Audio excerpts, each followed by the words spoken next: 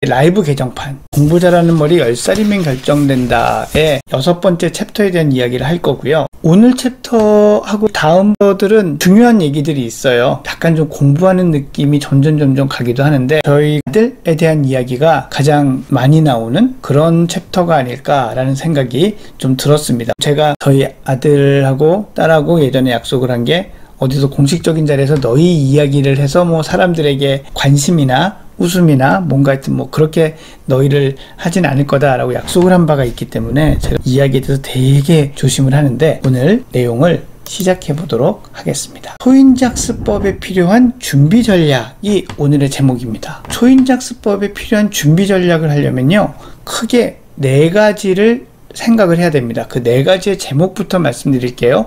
첫 번째, 발달 단계를 살펴야 됩니다. 내용이 무슨 얘기인지는 제가 말씀을 드릴게요. 두 번째는요, 호기심을 키우고 지켜야 됩니다. 세 번째는 정서를 안정시켜야 됩니다. 제가 늘 자주 말씀드리는 얘기죠. 네 번째는 스스로에게 질문하는 법을 배워라. 그리고 5번째는 스스로를 관리하는 법을 배워라. 6번째, 집중력을 키워라. 이게 언제까지 이런 것들이 좀 갖추어지고 훈련이 시작돼야 되느냐, 저는 초등학교 입학하기 직전까지는 이런 것들이 좀 관심이 기울여지고 이루어져야 된다라고 생각을 합니다. 우리가 한글을 언제 배울까, 수학을 언제 배울까에만 너무 관심을 가지다 보면 이런 것들을 좀 놓치기 쉽거든요. 이런 것에 대한 이야기들을 제가 좀 적어 놓은 건데 잠시 같이 한번 하나씩 보시죠. 발달 단계를 살펴라. 영재교육, 사고력 수학. 아들이 6살 때 사고력 학원이라는 곳을 가게 되었다. 아이의 사촌 형이 다니던 곳이고 도움이 많이 되고 좋더라는 말을 듣고 가게 된 것인데, 물론 난 처음부터 탐탁하게 생각하지는 않았다. 사고력을 증진시킨다. 도대체 무엇을 통해서? 이런 의문이 들었던 것이다. 그리고 그것이 한다고 키가 크듯이 쑥쑥 눈에 보이는 것도 아니고, 궁금함을 참지 못하던 어느 날 나는 아들이 다니던 학원에 찾아가 보았다. 선생님과 상담을 하면서 활용하는 교구들을 볼 수 있었는데 대부분이 보드게임을 활용한 것들이었고 패턴 찾기나 도형 문제들을 활용하고 있었다. 나는 그곳에서 산수 문제를 풀게 하거나 글자나 책 읽기를 가지고 이야기를 하는 곳이라면 그만두게 할 생각이 있었다. 이게 제 마음대로 됐을까요? 하지만 그 나이의 아이들에게 이제 막 생기고 연결을 짓기 시작한 여러 가지 개념, 상징이나 기호를 가지고 이렇게 저렇게 놀아보는 경험들이 중요한 시기라고 생각을 하고 있었다. 특히 우리 아들에게는 모호하지만 어려운 문제를 신중하게 생각해 보는 것은 더욱 필요하다고 생각했다. 정말 글을 오랜만에 읽고 옛날 생각이 났었어요. 이때가 아마 연구 강사 하던 때였어요. 그러니까 집에 돌아오는 시간이 정말 많이 늦었습니다. 얼마나 늦었냐면요, 새벽 3, 4시에 들어오던 때도 많았어요. 직장에 다니시거나 연구소에 계시는 분들은 뭐 이미 하고 계시던 일일 거고, 과거에 계셨던 분들은 또 아이랑 많은 시간을 보내기 어려우니까 교육에 대해서나 이런 거에서 일방적으로 제가 이렇게 해야 돼 라고 하기가 어렵죠. 저희 와이프나 또는 아이들의 할머니 분들이나 이런 분들의 이제 주변에 또 사촌들, 저희 아이보다 이제 큰 사촌 형 누나들이 있었거든요. 그런 이제 정보들, 어드바이스들을 좀 따라갈 수 이렇게 되는 거죠. 그리고 또 사고력 수학이고 좋았다고 하니까 갔는데 보내면서도 저는 뭐 거기가 뭐 그렇겠어 이랬어서 갔던 기억이 나요. 근데 생각해보면 저는 거기 가서 어떻게 하는지 수업을 이렇게 참관을 했어요. 물론 창밖 너머로 저희 아들이 안 보게 이렇게 참관을 했었고, 하는 걸 보고 원장 선생님하고 상담하고 좀 그런 식의 학원에 대한 저의 선입견도 좀 바뀌었던 것 같아요. 그런 걸 하면 무조건 나쁘고 선행이고 좀 이런, 저도 그것도 일종의 좀 편견이고 스테레오 타입인 거죠. 이런 것들을 좀 괜찮게 하는 곳도 있고 제가 생각하기에였어요. 그리고 이런 게 우리 아들한테 도움이 되는 면도 있을 것 같고, 또 그렇다면은 어떤 교육기관에는 그런 교육기관에 맞는 아이들도 있을 수 있겠구나라는 생각을 하게 된 게 사실 저 경험이었죠. 그런 생각들이 제가 이 이후에 현장에서 아이들하고의 상담, 또 아이들이 학교에서 교육하는 문제들을 맞닥뜨리면서 어떤 가치관에 편중되지 않고 실질적으로 상황을 생각하게 하는데 도움이 됐던 것 같아요. 한번 여러분들도 애매할 때는 한번 보시는 것도 분명히 도움이 되실 것 같아요. 이제 발달 단계를 살펴라라는 얘기에 대해서 이제 말씀을 좀 더 나눠보도록 하겠습니다. 책을 다시 한번 읽어볼게요. 우리의 인지 기능은 크게 4단계로 나눠서 발달을 하게 되는데요. 이게 피아제의 발달 이론에 대한 얘기죠. 아주 간단한 반사적 동작들이 완성되는 생후 3개월 정도의 1단계, 차차 기고 앉고 서는 동작들을 익혀나가는 생후 1세까지 2단계, 그리고 말을 문장을 만들어서 하고 감정을 이어서 붙여 표현하고 숫자를 세고 아주 간단한 수학적 개념을 형성하는 7세까지의 3단계, 그리고 수학적 개념에서 시작해서 사회적 법, 질서 등을 알 수 있는 추상적 개념을 가지는 4단계, 이렇게 나눌 수 있는데 이 4단계는 20세가 되어도 다 완성되지 않는 경우도 많다. 흥미로운 것은 이러한 단계마다 뇌의 신경회로의 발달과 그 변화가 밀접한 관계가 있다는 것이다. 이게 무슨 의미인가 하면요. 그러니 이 발달 단계를 뛰어넘어서 앞에 거를 무조건 빨리 한다고 이루어질 수 있는 게 아니라는 거죠. 제가 항상 무리한 선행에 대해서 우려하고 좀 반대하는 이유도 사실 이런 것들이 있습니다. 질적으로 차이가 나는 부분을 이 순서적으로 땡긴다고 해서 빨리 안다고만 해서 되는 거는 좀 아니거든요. 초등학교 1학년 수학에서 수색이란 개념을 배우고 4학년부터는 도형과 평행선의 정의와 같은 추상적 개념이 나오기 시작한다.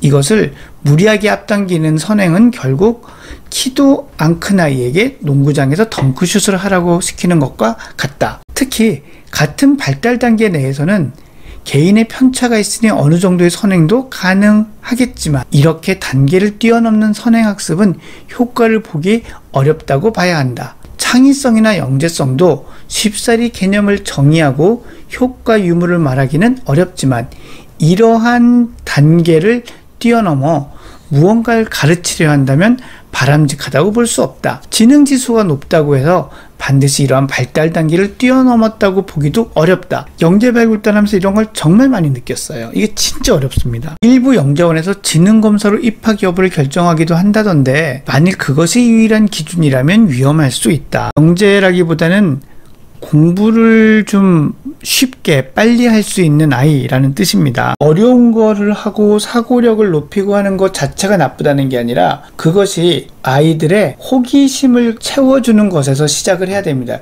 이게 정말 중요한 얘기거든요. 호기심을 채워주지 못하는 것, 그것에서 시작하는 어떤 활동도 다 사실은 해롭습니다. 거기에 관한 얘기가 그 뒤에 또 나옵니다. 같이 한번 보시죠. 두 번째, 호기심을 키워라. 호기심을 키워라. 호기심은 타고난 성향 중에 하나이기는 하다. 하지만 사람이라면 누구나 공통적으로 가지고 있는 특징이기 때문에 어느 정도까지는 충분히 키워나갈 수가 있다. 호기심은 우리 뇌의 깊은 부분에 있는 보상회로를 강하게 자극한다. 새로운 정보를 뇌가 얻었을 때 가장 강력하게 작용하여 쾌감을 느끼게 해서 자꾸 이러한 행동을 더 많이 하게 만드는 역할을 한다. 호기심이 충족되어 새로운 것을 알게 되어 보상회로가 쾌감을 느끼게 만들면 우리 뇌는 다음에도 호기심을 만족시키기 위한 행동을 하게 되는 것이다. 호기심은 부모와의 대화에서 많이 자극되고 충족될 수 있다. 우리 아들은 어렸을 때 정말 많은 것을 잠시도 쉬지 않고 물어보았다. 하늘에 별은 왜 있어요? 밤은 왜 있어요? 같은 질문이었다. 처음에는 아이의 수준에 나름대로 맞춰 대답을 해주었다. 나도 나름 과학자인지라 낭만적으로 대답하기보다는 객관적인 사실을 가지고 대답하고자 노력하게 되었다. 그러다 보니 다음 질문이 꼬리에 꼬리를 물게 되는 것이다. 하지만 이렇게 부자가 킬킬대면서 나누는 대화는 아이로 하여금 호기심을 갖고 그걸 충족하게 하려고 하는 시도, 질문이 좋은 거구나라는 것을 배울 수 있게 하고 다른 상황에서도 호기심을 충족하려는 행동을 하게 하는 것이다.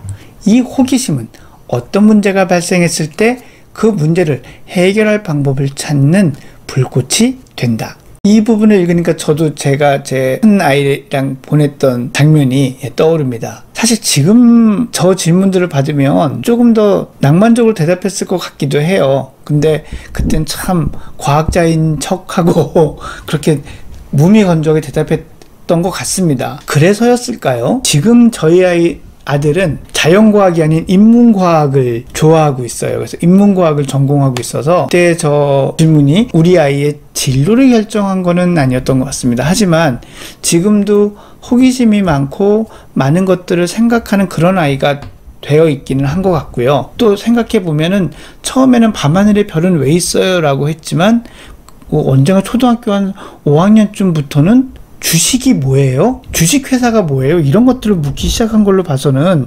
그때부터 아마 이 인문학적 관점이 좀 흥미가 생기지 않았나라는 생각이 들고요. 뭐 그렇다고 지금 경제를 전공하고 있지도 않습니다. 세 번째 얘기로 마저 넘어가죠. 정서를 안정시켜라. 제가 많이 하는 얘기죠. 호기심을 죽이는 가장 강력한 존재는 바로 불안과 우울이다. 여기에 두 가지 더하고 싶습니다. 평가와 경쟁. 기분이 좋으면 공부를 많이 하고 기분이 나쁘면 공부를 잘 안 한다는 것은 누구나 다 알고 있다고 생각한다. 그러면서도 공부를 할 때의 기분에 대해서는 별로 관심이 없는 것처럼 부모님들이 행동할 때가 많다. 공부를 안 한다고 야단치고 공부를 더 하라고 다그치고 그러고 나서 공부를 해도 머리에 남을 것이라고 생각하는 것 같다. 저도 가끔 그러는 것 같아요. 실제로 뇌의 활동 정도를 촬영한 사진을 보면 우울한 사람의 뇌는 문제를 푸는 과제를 시켰을 때 뇌 전체가 거의 활동을 하지 않는데 우울한 감정이 없어진 다음에 문제를 풀었을 때의 뇌는 뇌 전체가 활발하게 활동하고 있는 것을 볼 수 있다. 결국 우울한 상태에서 공부를 한다면 머리에는 전혀 들어가지 않는 공부를 하는 셈이다. 불안한 상태도 마찬가지다. 그 순간 기분이 나빠져도 뇌가 활동을 적게 하지만 지속적으로 공부와 부정적인 정서가 자꾸 결합하면 공부할 때마다 기분이 나빠져서 공부를 해도 효율이 오르지 않는 그런 것이 더 큰 문제이다. 결국 공부를 잘 하려면 정서가 안정되어야 한다는 것이다. 어떻게 하면 정서적으로 안정된 아이로 키울 수 있을까? 이게 제가 이제 공부는 감정이다라는 책을 쓴 것의 모티프가 되는 얘기기도 하죠. 정서적으로 안정된 아이들은 말을 잘 듣는다. 이게 수능적이란 뜻이 아니고요. 자신의 의견을 말하지 못해서 잘 듣는 것이 아니고 부모의 요구를 기꺼이 듣고 싶어하고 부모가 자기를 사랑하고 관심이 있다는 것을 믿고 있는 아이들이다. 이러한 아이들은 공부를 할 때에도 정서적으로 안정된 상태에서 공부를 하게 된다. 이런 아이로 만들기 위한 첫 번째 단계는 아이에게 관심을 쏟는 것이다. 관심을 쏟는다는 것은 아이에게 긍정적인 행동에는 관심을 보이면서 동시에 부정적인 행동은 가려서 무시할 줄 아는 것이다. 사실 이 무시가 어렵습니다. 훈육에 대한 얘기 저희가 자주 할 때마다 이 무시에 대한 얘기를 많이 하는데 무시를 하는 것이 과연 책임을 회피하는 것이냐 아니냐 이런 것에 대한 고민이 정말 많죠. 좋은 행동은 칭찬하고 나쁜 행동은 무시하고 이런 것들이 되게 중요하다는 것 다시 한번 좀 말씀을 드리고요. 물론 아이의 생각 하나하나를 알 수는 없지만 전혀 알 수 있는 방법이 없는 것도 아니다. 가장 기초적인 방법은 자신을 돌아보는 것이다. 옛날에 만났던 같이 살았던 부모, 형제, 가족, 친척, 친구, 선생님, 직장 상사 등을 쭉 떠올려 보자. 이게 결국 무슨 말이냐면 그 사람들이 나한테 좋게 느껴졌던 그 사람들 말을 듣고 싶었던 사람들은 어떤 사람들이었을까 생각해보고 그 사람들이 이제 했던 방식대로 하면 그게 이제 우리 아이한테도 좋은 방법이다 라는 얘기를 그 후에 하고 있습니다. 그 다음 내용 이제 뭐 얼마 안 남았으니까 빨리빨리 한번 볼게요. 또 여러분들이 지루해지실 것 같아서 좀 걱정이 돼서요. 자, 그 다음에 중요한 게 사실 스스로 질문하는 법을 가르쳐야 돼요. 또 저희 아들 얘기가 나오니까 좀 마저 읽어보죠. 아들의 호기심을 충족시켜 주려고 하다 보니 한 가지 사실을 깨닫게 되었다. 어느 순간부터 아들이 질문을 하고 대답하는 그 패턴 자체에 만족하고 더 이상 그 질문에 대해서 생각을 하려 하지 않는다는 것을 발견한 것이다. 이제 물으면 답이 온다는 것 가지고는 더 이상 아들의 뇌에 있는 보상 회로에 자극이 되지 않는 것 같았다. 이런 거죠. 묻기는 물었는데 대답을 해주고 나서 그 대답을 그렇게 열심히 듣는 것 같지는 않은. 그래서 조금 패턴을 바꾸었다. 낯설게 한 거죠. 질문의 예상 답안을 한번 예상 혹은 상상해 보도록 하였다. 처음에는 당황스러워하고 싫어하기도 하지만 아버지의 시범을 보며 조금씩 익숙해져 갔다. 또 질문에 대한 답을 하다가 재미있을 만한 것들은 직접 책이나 자료를 찾아보도록 했다. 물론 이 책에 있는데 한번 찾아봐 라고 한 것이죠.